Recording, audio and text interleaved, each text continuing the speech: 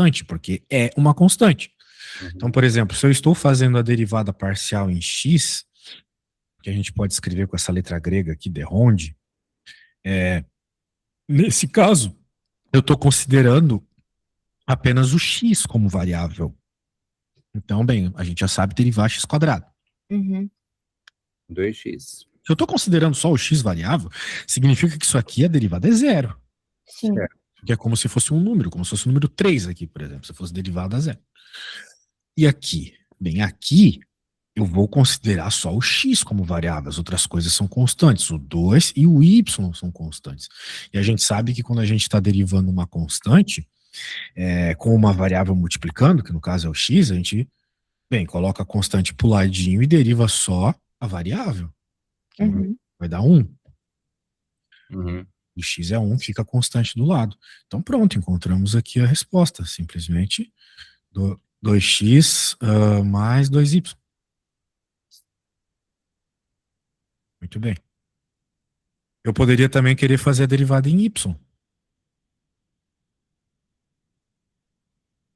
Da mesma forma, eu vou ter que zerar esse cara, porque esse cara aqui no y é uma constante. Note, eu estou derivando essa função aqui, Uhum. f de y. Esse aqui foi quando eu estava trabalhando com x, já não me importa nesse momento. Estou derivando esse cara. Então, a derivada do y ao quadrado é 2y. Cai o 2, regra do tombo. E aqui, da mesma forma que antes, o 2 e o x são constantes, eu derivo só o y. A derivada de y é 1. Então, de novo, ficou uma coisa bem simétrica aqui. 2y mais 2x. Ok? Foi coincidência que elas deram igual, tá? Normalmente não dá igual. Beleza? Uhum. É uma coincidência. Então, fazer... para qualquer análise que nós queiramos fazer da nossa função, é necessário fazer derivadas, né? Então, derivamos aqui. Só que isso não é suficiente, né, para encontrar ponto crítico ainda. O que a gente tem que fazer? Derivar igual a zero. Então, vamos ver um exemplo aqui, que ele fala aqui sobre extremos de uma função de duas variáveis, que é o que nós estamos trabalhando. Ele fala sobre obter o ponto crítico.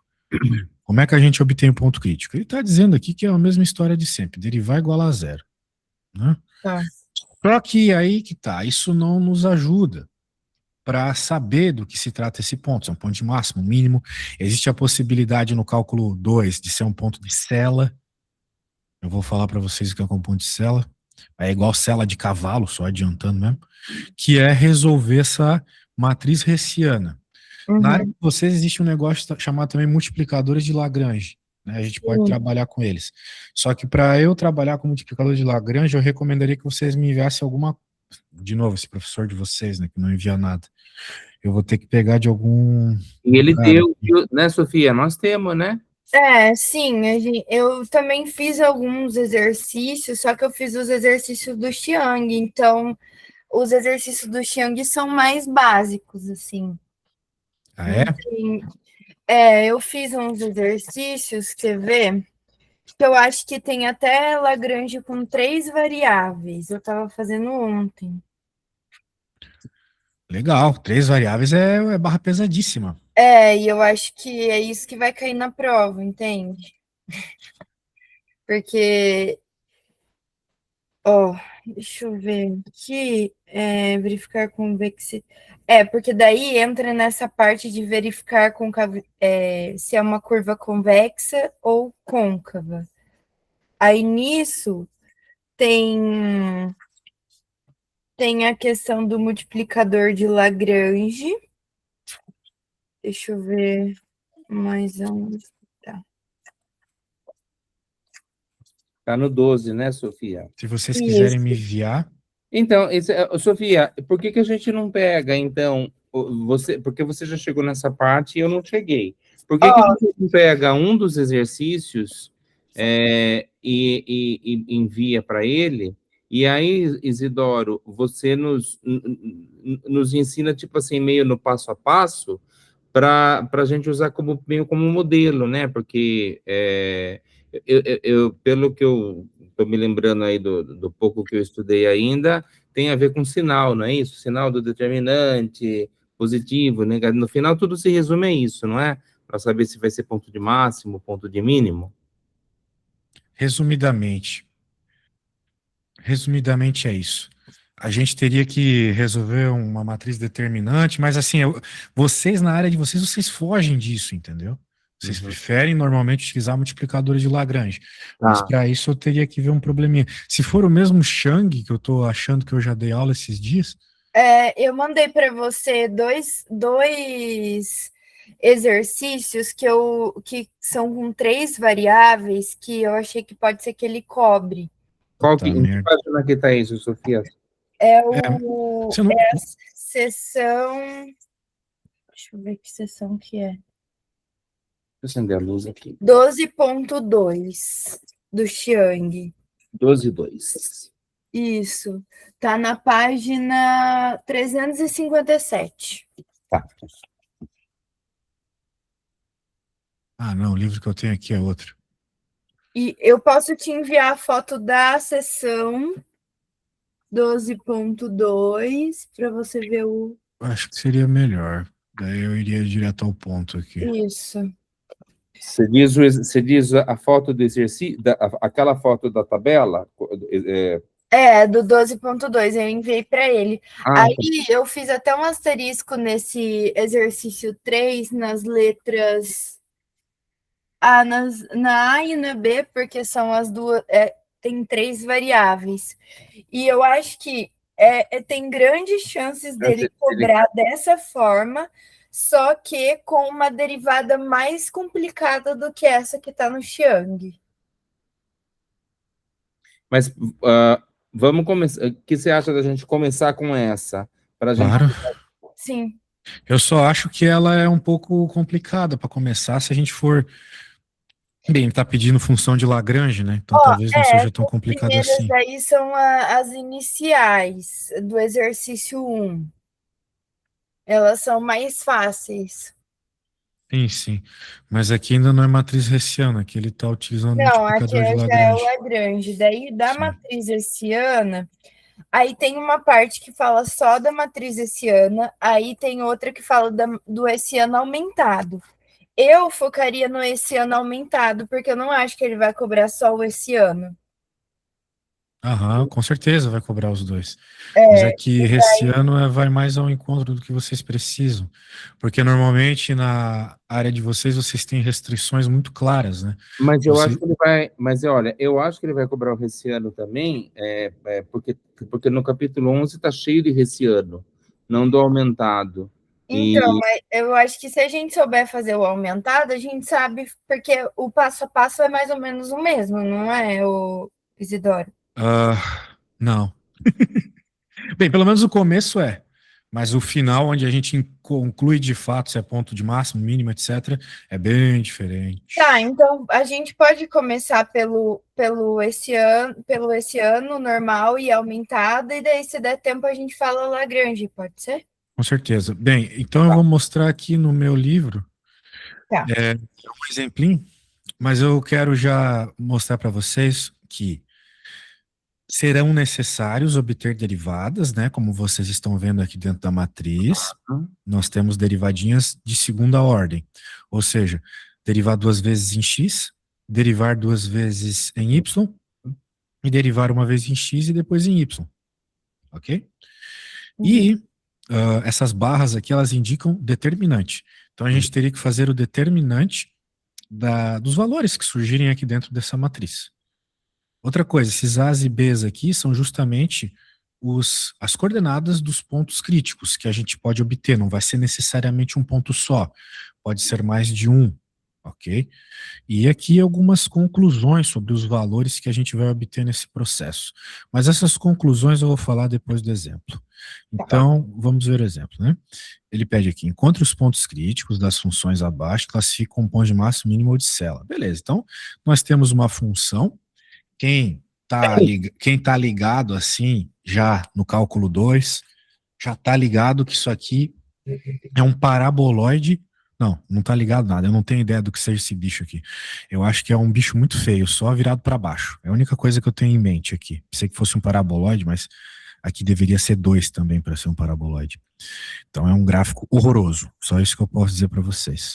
Mas um gráfico que provavelmente vão ter pontos de máximo, mínimos, e coisas assim.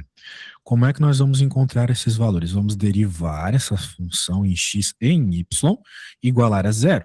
Então, primeiro ele fez a derivada parcial em x, ó, que nem ensinei vocês agora há pouco. E Tá. agora, em y. As respostas, como vocês podem perceber, ficaram bem semelhantes, de novo. Certo. Só tem um probleminha. Aqui ele escreveu errado, tá? Não era para ser 4x, era para ser 4x ao cubo. Tá. Na verdade, aqui era para ser 4x ao cubo, desculpa. Aqui era para ser 4x ao cubo, porque cai o 4, né? Uhum. 4 menos 1 em cima. Ele cometeu um erro de digitação aqui, só que aqui ele já corrigiu. Corrigir. Ok? Isso. Então, nós temos aí as duas equações que nós vamos igualar a zero para tentar encontrar pontos críticos. Só que aí que está o problema, né? Como são duas equações de duas incógnitas, provavelmente a gente vai ter que resolver sistemas de equações para tentar chegar na resposta.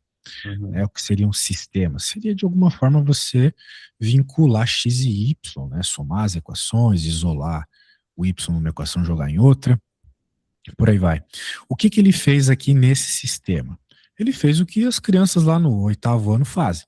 Quando elas percebem que tem um termo igual em cima e embaixo, porém com o sinal trocado, que no nosso caso é o 4y, certo? Uhum. É o mesmo terminho, mas está com o sinal trocado. Eles somaram as duas equações. Então, ao passo que eles somaram as duas equações, o 4y desapareceram e sobrou só o 4x menos o 4x ao cubo igual a zero.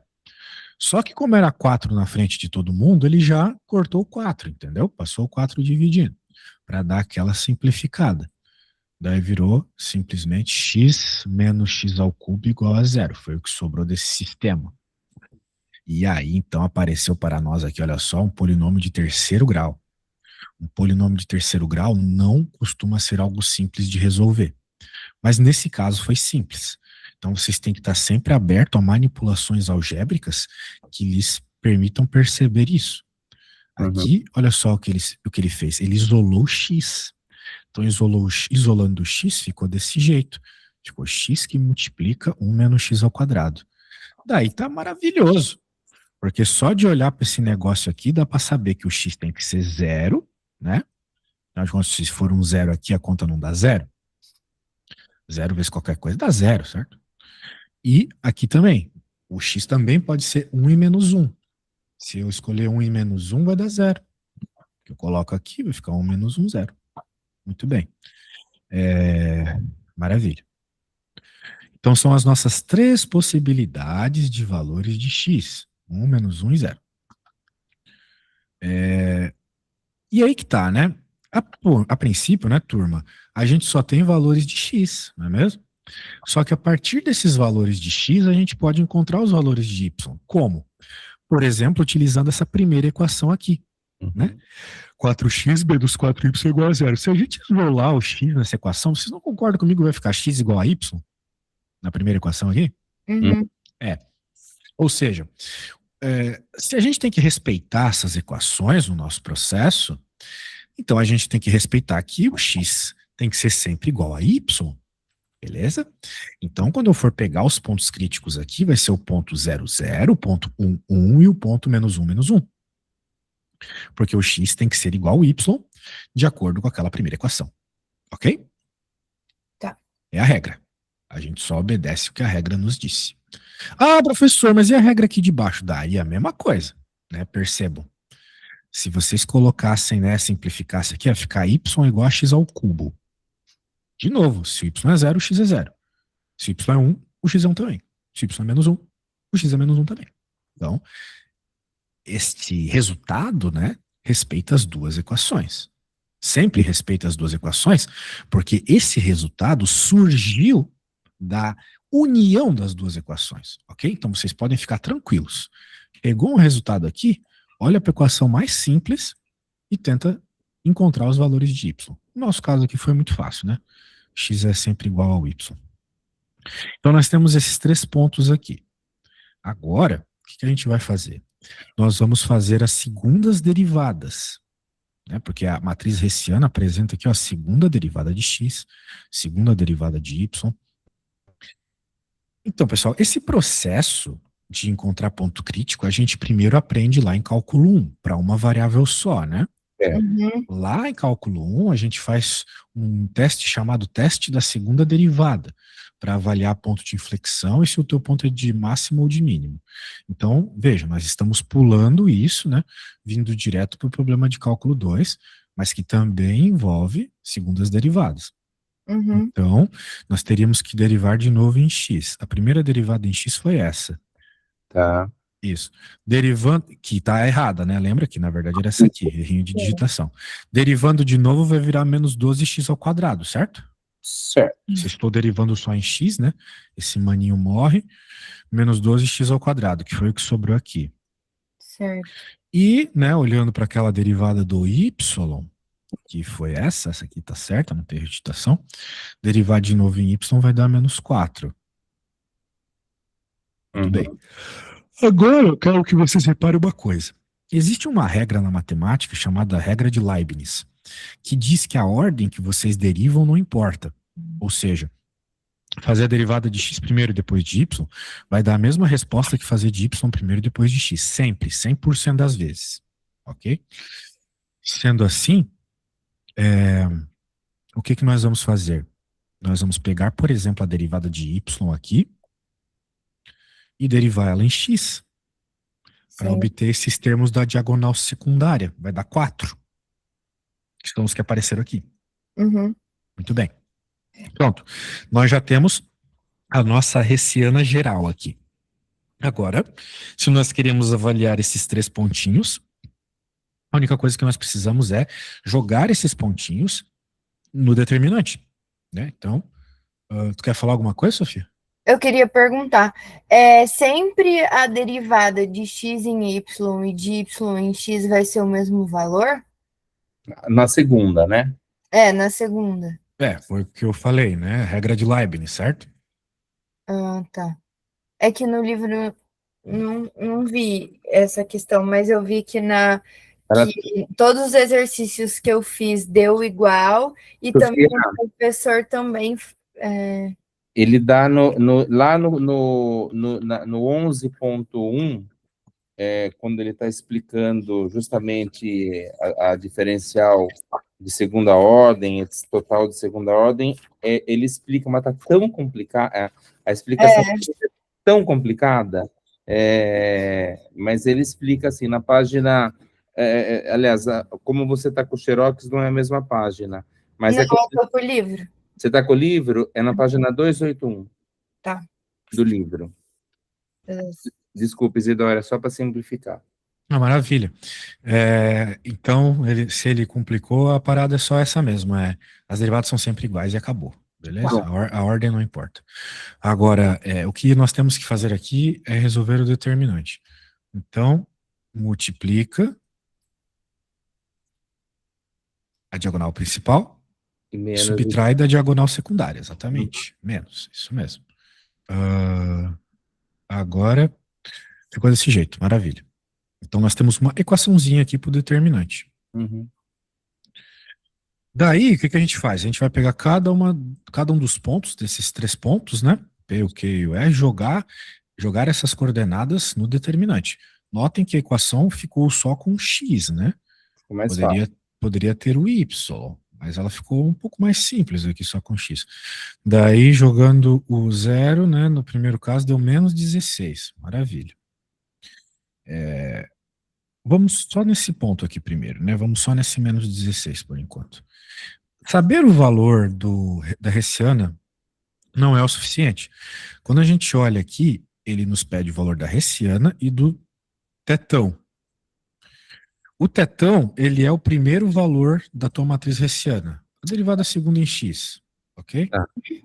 E, no nosso caso, né, a derivada segunda em x, claro, colocado o ponto em questão. Então, como o nosso ponto em questão é o 0,0, estamos avaliando o ponto 0,0, o nosso tetão ficou 0, não é mesmo? Porque ele é menos 12x ao quadrado. Certo. Jogamos ali, deu 0. Maravilha. Ou seja, né? As duas coisas que vão nos trazer informações sobre o nosso ponto já foram calculadas aqui, do nosso ponto P. O delta deu negativo. Então, vamos ver aqui a opção do quando o delta é negativo. Se o delta é negativo, a função tem um ponto de sela. Maravilha, a gente nem precisou avaliar o θ maiúsculo aqui. Basicamente, se o delta dá negativo, é um ponto de sela. O que é um ponto de sela? Um ponto de sela é tipo uma sela de cavalo. Mas por que isso é interessante? Porque uma sela de cavalo, ela vai ter, vamos dizer assim, uma região que, bem, tu teria o que você poderia chamar de um ponto de máximo, né?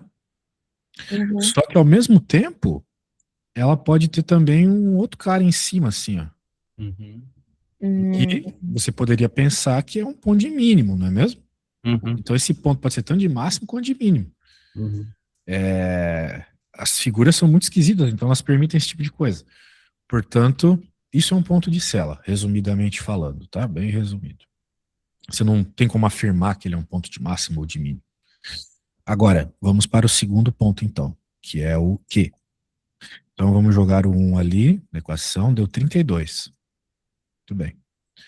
E o θ maiúsculo, a hora que eu jogo 1 ali, dá menos 12. Então, o nosso delta ficou positivo e o θ grande ficou menos 12, ficou negativo, positivo e negativo. Então é máximo. Exatamente, ponto de máximo. Então, quando o delta é positivo e o θ maiúsculo é negativo, máximo relativo. Ok? Agora, o outro ponto. Daí vocês podem estar pensando assim, mas se um é de máximo, tem que ser de mínimo. Não, né? Aqui nós estamos falando de figuras das mais bizarras possíveis, né? Então, nada nos obriga, né? É tudo relativo, de máximo, de mínimo. Tudo bem relativo, exatamente. Agora, vamos ver o próximo aqui. Jogamos ali de novo o menos 1 também, deu 32 o nosso delta. Mas ao jogar o menos 1 no tetão também deu menos 12, ou seja, também vai ser um ponto de máximo. Que curioso, né? Ficou igual ao outro ponto aqui. Então, 2 pontos de máximo, um ponto de sela, e não tem ponto de mínimo. Beleza? Perfeito. Maravilha, maravilha. Então é assim que se faz um probleminha desses. Muito bem. Agora, a gente poderia pegar um da tua lista aí, né? Infelizmente, esses aqui até daria, mas não é ideia, né? Até daria para fazer, mas não é ideia. Isidoro, eu vou ser bem honesto, eu preferiria que você focasse exatamente nessa teoria como você está focando, porque para a gente praticar e depois colocar no chat GPT e ele corrigir qualquer erro, ele faz. Mas porque assim, você está dando de uma maneira mais apostilada, sabe? Porque assim, você leu o Xiang, a gente lê, você demora 50 minutos, você não sai de 2 páginas É do muita Xiang. teoria lá, né? E o Verdade. que a gente precisa é exatamente isso, Dá uma resolvidinha, claro. Eu quero fazer um exemplo, mas eu preferiria fazer um exemplo do livro de vocês. Vamos sim. Deixa eu pegar um exemplo aqui. Vai ter que ser do capítulo 11, né? Encontre os valores extremos. Como é o nome desse livro? Xiang? Pode ser que eu ache um PDF dele aqui. Eu te mandei o PDF dele. Ah, é? No WhatsApp, na minha conversa. Deixa eu achar aqui. E viu, Isidoro, depois eu ia pedir para você compartilha conosco essa sua apostila de cálculo 2, que tem esses... Claro. Beleza. Nossa, porque assim, essa parte, quando é mais apostilado, gente, como é mais tranquilo de estudar. Esses livros, eles são muito para professor, tem muitos detalhes desnecessários para alunos resolver problemas. Mas a gente pode fazer uma do 11 que é aplicada à economia. Vamos lá. Certeza. Que é o... Que exercício que esse é o 5, talvez? Que sessão que você está, Sofia? Deixa eu ver. Seção 11.6. Manda para ele, então. 11.6. 3, 2, 4. É aí mesmo, 11.6, a seção.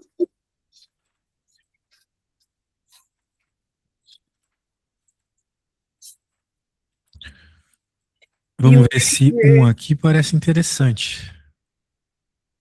Bem tranquilo de escrever equação. Pra gente começar, tá bem bom. Eu acho que eu vou fazer até o seguinte. Eu vou fazer a 2. Como é que a 2 tem 3 coisas que eu vou ter que interpretar. Vou fazer a 2 porque a 1 parece muito fácil. Posso deixar de tarefinha para vocês. Tá. Vamos fazer a 2 aqui. Você está Vamos ler. falando do 11.6.2, é isso? Isso, página 350 do PDF. Tá. Para vocês é a página, sei lá, tem que ver aí. Anyway, vamos fazer essa 2 aqui. Vamos fazer essa 2. Uma empresa de 2 produtos enfrenta as seguintes funções demanda e custo. São essas 2 funções demanda e essa custo. Uhum. Muito bem. Calcule os níveis de produção que satisfaçam a condição de primeira ordem para lucro máximo. Condições de primeira ordem para lucro máximo. Tá. Eu tenho agora que traduzir isso aí do Economic Case para o Mathematic Case, né? Acho que condição de primeira ordem para lucro máximo, ele está querendo primeiro que a gente crie uma equação de lucro. Eu tenho esse exercício resolvido. Não. Ah, tá. Mas a receita... Você tem resolvido, eu sei. O ChatGPT também resolve para a gente. O que a gente tem que fazer aqui é construir o passo a passo, certo? Isso. Então a gente olha para esse problema e pensa, porra, a gente está falando de lucro, mas cadê o lucro? Não fala de lucro aqui. Claro, não fala de lucro, mas fala de custo, fala de demandas. Então a gente consegue, de alguma forma, criar uma expressão para o lucro com essas informações. A gente sabe que lucro está associado com custo e com demanda, não é mesmo? Então eu acho que o primeiro passo aqui é tentar criar uma equação de receita. Né? Receita, lucro, essas coisas estão todas associadas, né? Então, por exemplo, o que a gente entende que seria uma função de lucro, né? Normalmente vocês chamam de π, no cálculo mais avançado, né? Π seria uma função que vai depender dessas quantidades, né? Q1 e Q2. E, de modo geral, vai ser algo que a gente vai chamar de receita, que nós não temos ainda, menos a expressão do custo, certo? Lucro, receita menos custo. E a partir disso a gente vai tentar fazer alguma coisa com o cálculo 1 depois para resolver essas condições de primeira ordem. Então, note que esse problema é bem diferente de pegar os problemas do começo desse capítulo, que simplesmente já nos dava a equaçãozinha lá e fala, ó, deriva aí, vai. Aqui nós temos que fazer toda uma interpretação primeiro, né? Que não é bem da minha área, mas eu estou meio acostumado a fazer. Então, eu acho que o primeiro momento aqui é pegar essas demandas e inverter essas demandas para escrever, né, o lucro em função de Q1 e de Q2. Normalmente é o que a gente faz numa situação como essa. Então, por exemplo, né, só deixando bem claro que eu estou falando de Q1 é aquele 40 menos 2 P1 menos P2, enquanto o Q2 é o 35 menos P1 menos P2. Tá, agora o que eu vou fazer? Eu vou isolar P1 e P2, deixando eles em função das demandas do Q1 e do Q2, ou seja, vou passar os P's para o outro lado, né? E deixá-los sozinhos. Então, por exemplo, aqui vai ficar 2P1 mais P2 igual a 40 menos Q1. E aqui, P1 mais P2 igual a 35 menos Q2. Lembrando, eu estou fazendo esse negócio que parece um tanto digressivo, né? Para eu conseguir escrever o lucro em função de Q1 e de Q2. Ok? É isso. Tanto é que se vocês olharem para o custo aqui, né? O custo já está em função de Q1 e de Q2. Então, na hora que eu for escrever a receita e, por consequência, o lucro, eu também quero escrever em termos de Q1 e de Q2. Ok? Muito bem. Agora, como vocês podem ver, né, nós temos um sisteminha de equações. Né? Nós temos um sisteminha de equações. Nós temos um sisteminha de equações com P1, P2, Q1 e Q2. Né? Mas, de novo, é como se o Q1 e o Q2 fossem parâmetros que a gente quer manter na conta, porque elas vão aparecer como variáveis no futuro. Quem eu preciso agora, nosso objetivo agora é achar uma expressão P1, alguma coisa, e P2, alguma coisa. Esse é meu objetivo, ok? E para isso eu preciso resolver esse sistema. Note, até agora eu não fiz nada que envolve cálculo, Só foi uma interpretação econômica do que está rolando, ok? Então, o que eu vou fazer agora aqui, né? Eu vou subtrair uma equação da outra. Eu acho que subtrair uma equação da outra é legal aqui, né? Eu vou chamar essa equação de 1, essa equação de 2, e vou fazer uma subtração uma da outra. Vai ficar, bem, eu acho que vocês concordam comigo que se eu subtrair, os P2 vão desaparecer, certo? Concordam comigo? Concordamos. Isso, justamente porque tem P2, P2 em cima, P2 embaixo, sem numerozinhos na frente, então eles desaparecem e sobra só P1. Então eu vou escrever assim, subtraindo 2 de 1. Nossa, que letra horrível. Daí vai ficar assim, P1 igual a 40 menos Q1 menos 35 menos Q2. E é isso, né? Ficou esse cara menos esse também, né? Pela lógica. Sobrou só P1, porque aqui tem 2 P1 e aqui tem um só. Então, a hora que eu subtrair, sobrou um deles. E agora, dando aquela simplificadinha aqui, vai ficar 5 menos Q1 mais Q2. Então, notem, né?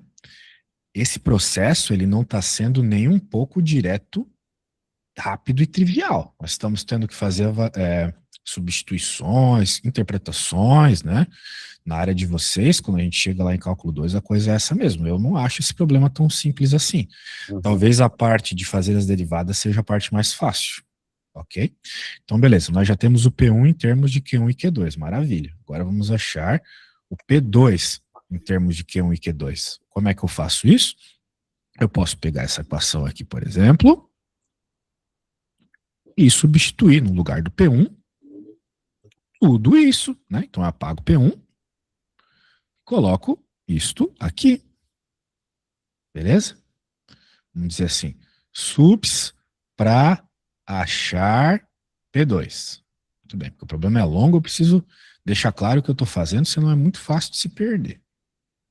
Muito bem. Então, cheguei, não cheguei em nada ainda, né? Mas eu vou isolar o P2 aqui e vou chegar em algo. Né? A matemática que eu estou fazendo aqui é uma matemática simples, de isolamento, passar uma coisa para um lado, passar outra para o outro, né? Eu não vou me estender assim nas explicações, mas se vocês acharem que eu estou fazendo muito rápido, vocês falam. Mas de modo geral, eu só estou isolando as coisas, né? Não estou derivando nada, beleza? Uhum. Só estou encontrando expressões. Muito bem. Então eu encontrei, como eu havia dito, o P1 em termos de Q1 e Q2. É isso que eu queria. E o P2 também, em termos de Q1 e Q2. Tal qual o enunciado nos deu, custo em termos de Q1 e Q2. Maravilha. Então, inversão deu boa. Tá aqui os nossos dois carinhas. Agora que eu tenho esses dois carinhas, né, nós podemos encontrar a expressão da receita, que é o que a gente precisa para o lucro. Receita vai ser o quê? Nossa, a receita vai ser o preço do 1, vezes a quantidade do 1, né? Basicamente, né? Aquela coisa tranquila que a gente está acostumado para escrever uma receita. Beleza? Então, preço é sempre, a receita é sempre aquilo que você recebe de dinheiro, né? Então, vai ser a quantidade que você vende vezes o preço pelo que você está vendendo ela. Só que nós conseguimos expressar esses caras aqui, a demanda, né? Em função da quantidade. Então, eu vou fazer essa substituição. Vai ficar, o problema todo vai ficar só em função de Q1 e Q2. Olha só que legal. Então, tá aqui. P1, função de Q1 e Q2, vezes Q1, mais, agora o P2, que tá aqui, vezes Q2 também. É 30 mais Q1, né? Isso, não veio, a cópia não veio aqui. Q2. Muito bem. Q1, desculpa. Muito bem. Então tá bom, agora a gente pode dar uma simplificadinha. Essa simplificadinha não vai facilitar muito, mas faz o chuveirinho aqui, né? faz o chuveirinho aqui, daí vão aparecer alguns termos quadráticos, né? Depois de alguma simplificação, esse bicho vai virar 5Q1, 5Q1 mais 30Q2 menos Q1 quadrado mais 2Q1Q2 menos 2Q2 quadrado. Ok? É a mesma expressão, só que aberta, né? Sem parênteses e tudo mais. Show de bola. Então agora nós temos a nossa função lucro, que é o que o problema pedia. A função lucro em qualquer lugar do mundo é receita menos custo. Quem que é a receita? A receita é esse trambolho todo. Agora menos o custo, que eu vou colocar dentro de um parênteses. De acordo com o enunciado, o custo é Q1 quadrado mais 2Q2 quadrado mais 10.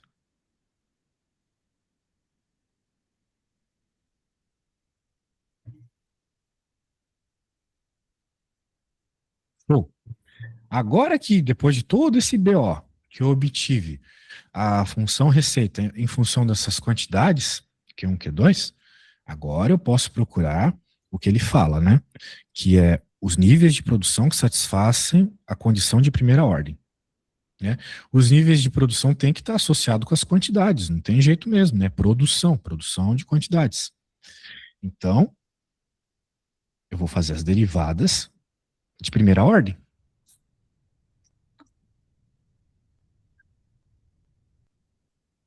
Do lucro, no caso, né? Então, quando a gente olha para essa expressão aqui, e nós vamos derivar só quem tem Q1, todo o resto é constante, né? Como eu já expliquei para vocês.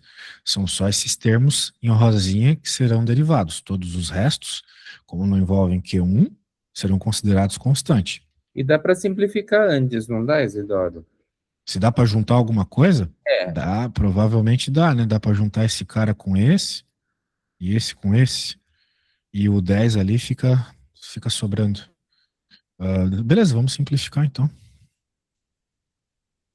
Vai ficar.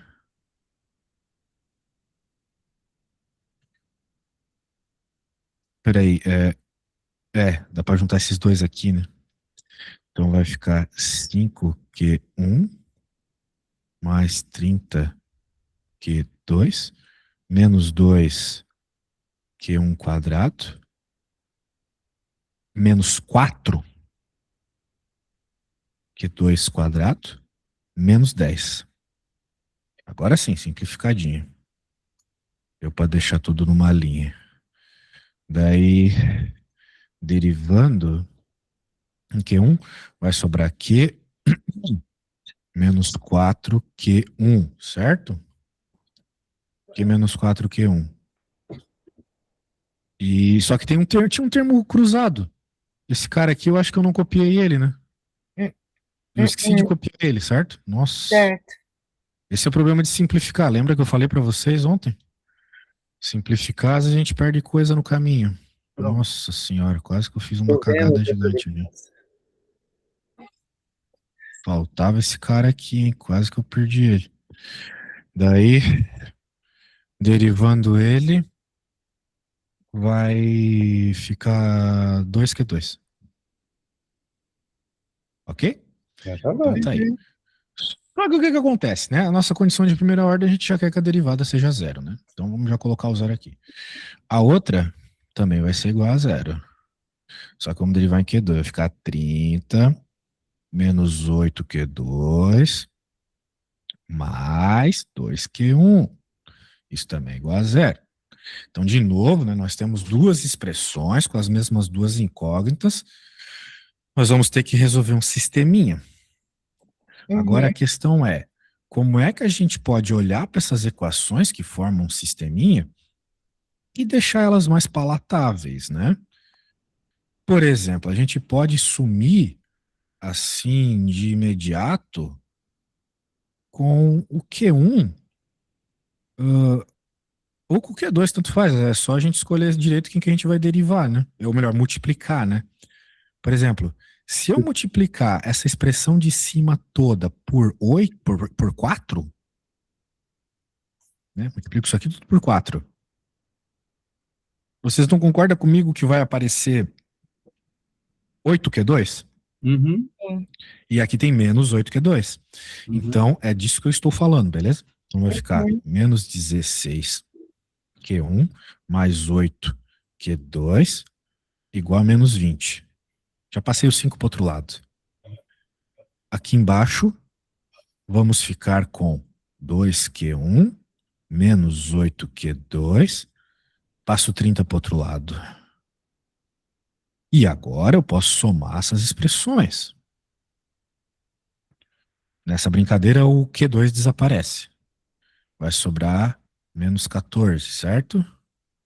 Menos 14Q1 igual a menos 50. Se eu não estou viajando, né? É isso. Então eu posso encontrar o Q1 dessa forma. Veja só, o Q1 vai ser 50 dividido por 14, que é 25 sétimos, né? Sim. Do Barashi. Nesse momento você poderia olhar lá no seu livro e ver se o 25 sétimos apareceu. Daí seria um bom indicativo de que a gente está na resposta certa, né? Você falou que tinha resposta em algum lugar, né? Tá certo. Olha só que maravilha. Então, agora vamos achar o Q2. Nós podemos usar essa expressãozinha para achar o Q2. Mas nós podemos usar essa expressãozinha simplificadazinha. Eu posso dividir todo mundo por 2, vai ficar aqui 4 e aqui 15. E agora eu pego esse 25 sétimos e jogo no lugar do Q1.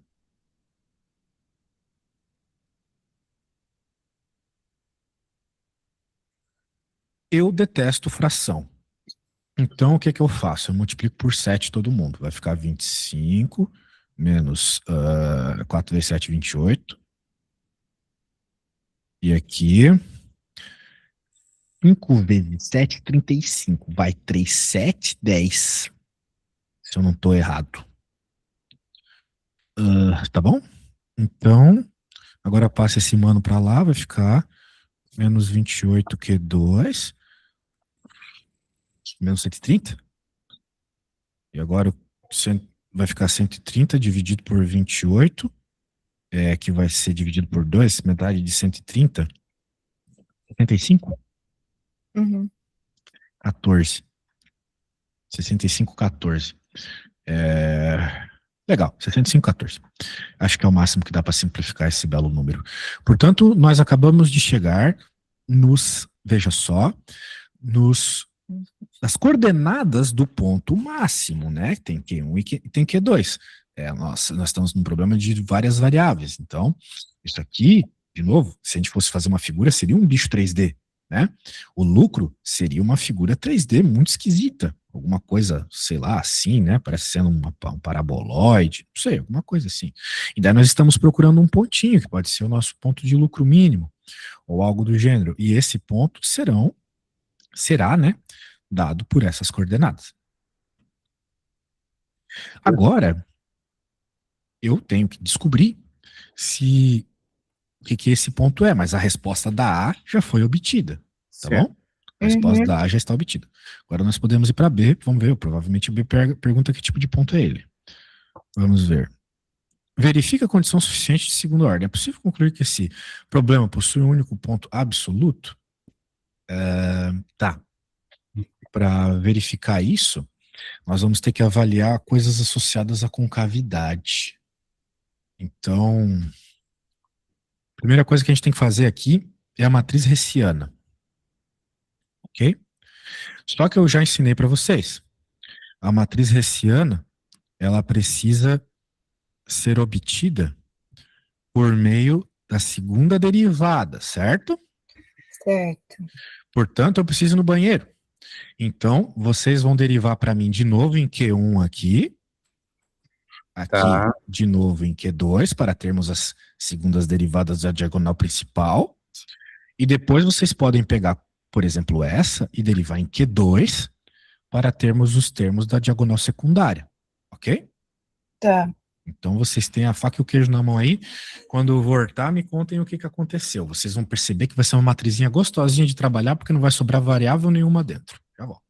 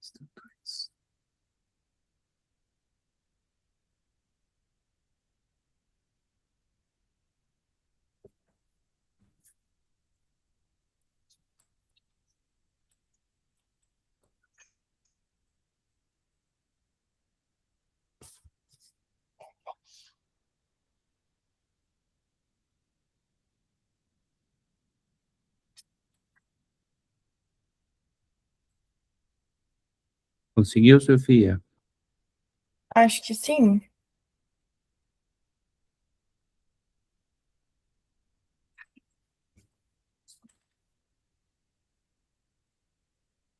Sofia, nesse capítulo 11, eu acho que tudo que ele falou cai, assim, eu tenho um pouco de confusão em relação àquilo que ele dá na aula, e... Então, é que, tipo assim, eu acho que vai cair, só que as do capítulo 11,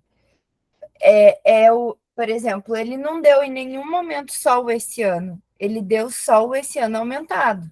mas eu acho que ele vai ter algum exercício que é por passo, entendeu? Só que daí, por exemplo, tem uma no capítulo, eu acho que é no 11, que é uma hessiana com 2 restrições, é uma hessiana de 4 variáveis com 2 restrições. Eu tenho medo dele passar um bicho desse tamanho, entendeu? Será? E daí, não sei, mas... Sofia, por que que deu 3? Por que que você colocou 3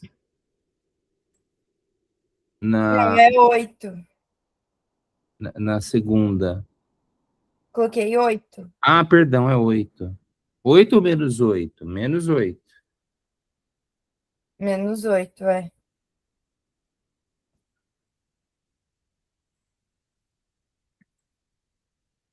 Então ficou uma matriz. E a, Daí, e a primeira menos 4. isso. Eu esqueci de colocar o ponto.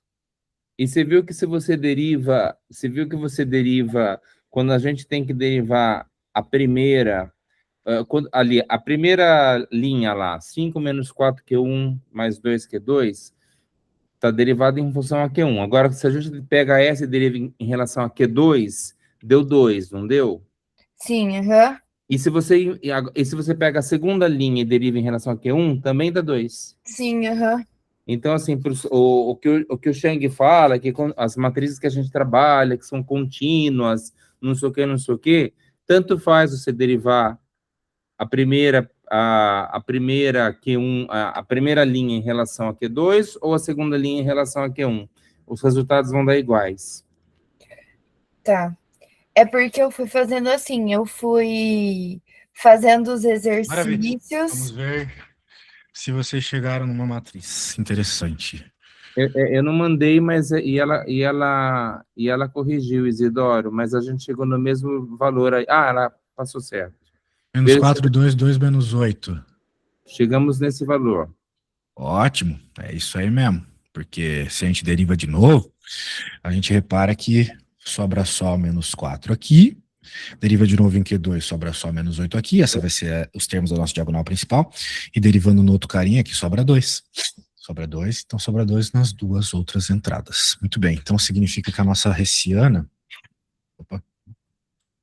Opa! Vai ser... menos 4, 2, 2, menos 8. Então isso aqui seria o suficiente para você já concluir algumas coisas, né? Vai ficar menos 4. 28. Né? E menos 4 é negativo. Por que menos 4? Não, comendo bola. Não, eu tô pensando no tetão, desculpa. 32 menos 4. Vai dar 32 menos 4, que é 28, né? Exatamente. É maior que 0. Maior que 0, isso. Tá. Então, e o nosso tetão que é 4, né? Tetão é negativo. Muito bem.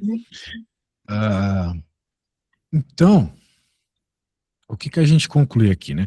Que se o nosso determinante deu positivo e o tetão é negativo, nós vamos ter um ponto de máximo, certo? Foi o que a gente concluiu lá no nosso negócio aqui, ó. Se positivo e tetão negativo, máximo relativo. Bem, aí que tá, né?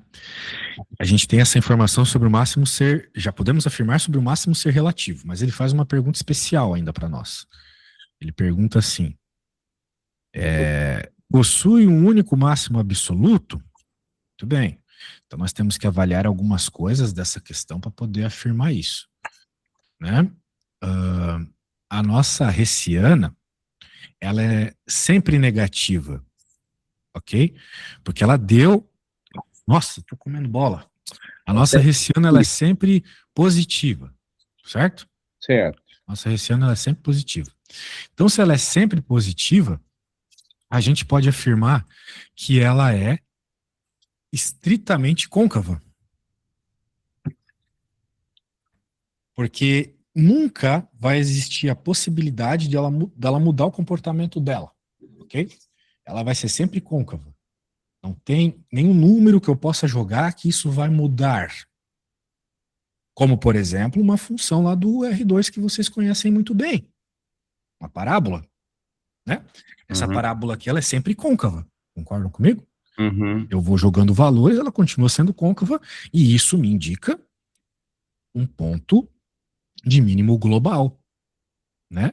Essa parábola, ela não tem um ponto de máxima, ela não tem nenhum ponto menor que esse também.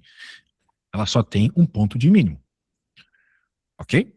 Certo. E é a mesma coisa que está acontecendo nessa coisa, porque o delta é sempre maior que 0. Exatamente. Então, se ele é sempre maior que 0, é estritamente côncava. Então, se é estritamente côncava, o ponto é absoluto. O ponto crítico é absoluto. Ok? Por quê? Porque não muda nunca. O comportamento dessa função não muda nunca. Ok? Perfeito. Muito legal, né? Então, notem que a parte difícil não foi nem as derivadas, né? Foi todo esse processo de obtenção da função lucro. Isso aí vocês têm que tomar muito cuidado, tá? E o lucro máximo é só substituir o valor. Pediu o lucro máximo, né? Sim, exatamente. O que nós encontramos foram as quantidades que nos dariam o ponto de máximo. Agora, para encontrar o máximo de fato, né? O lucro máximo é jogar na equação. Isso mesmo. Tá. Show de bola. Então tá bom, turma. A gente se vê semana que vem de novo, né?